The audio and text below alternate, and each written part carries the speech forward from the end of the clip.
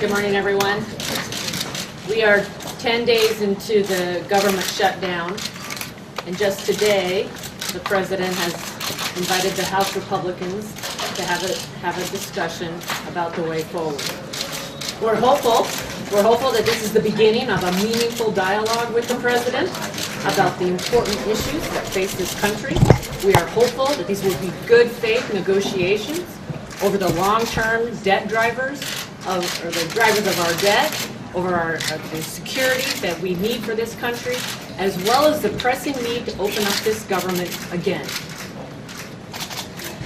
That's why we're going to offer legislation that will offer a temporary increase in the debt ceiling to allow us some time to continue this conversation, because it is time for solutions.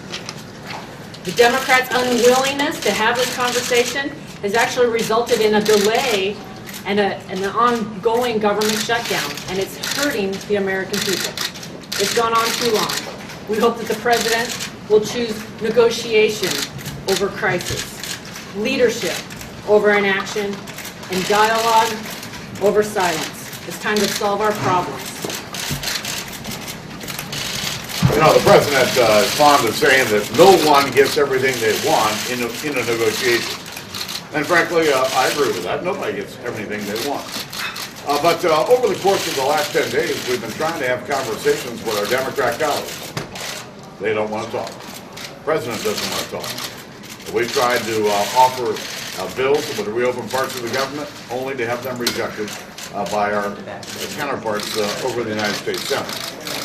So what we want to do is to offer the President today the ability to move a temporary increase in the debt ceiling, in agreement to go to conference on the budget, for his willingness to sit down and discuss with us a way forward to reopen the government and to start to deal with America's pressing problems. Listen, it's time for leadership. It's time for these negotiations and this conversation to begin.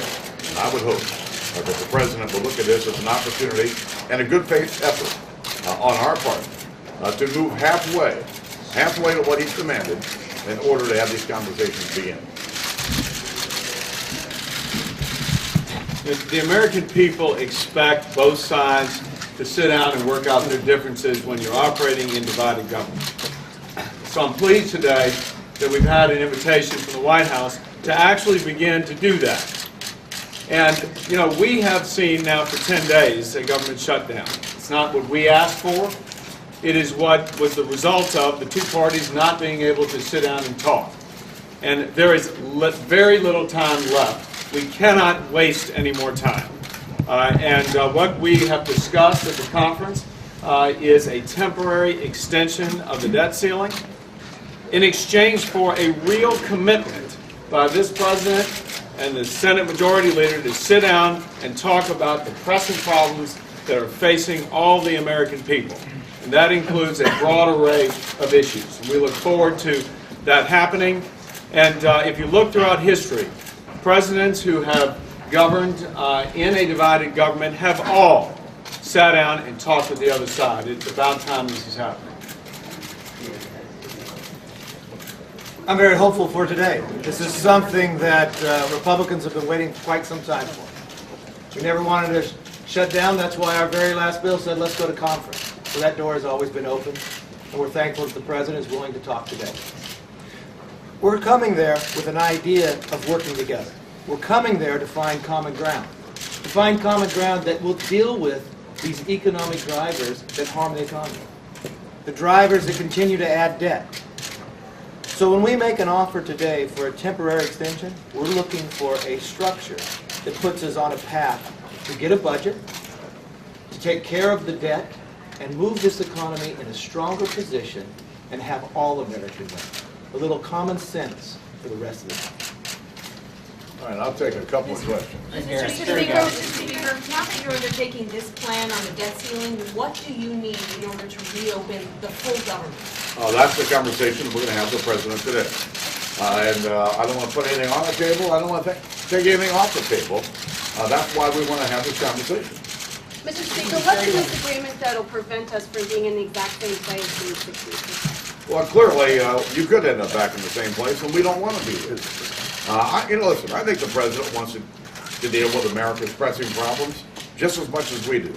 But in order to deal with these pressing problems, we've got to sit down and have a conversation that leads to a negotiation that begins to solve these problems for the future and for, frankly, our kids and our grandkids. Last question. Speaker, will you reopen the government if the president doesn't agree to do anything to change Obamacare? If ands and buts, we can't be enough. Every day. Right here. I got it, guys. Take your set back. I got it. All right, that's right. Right back.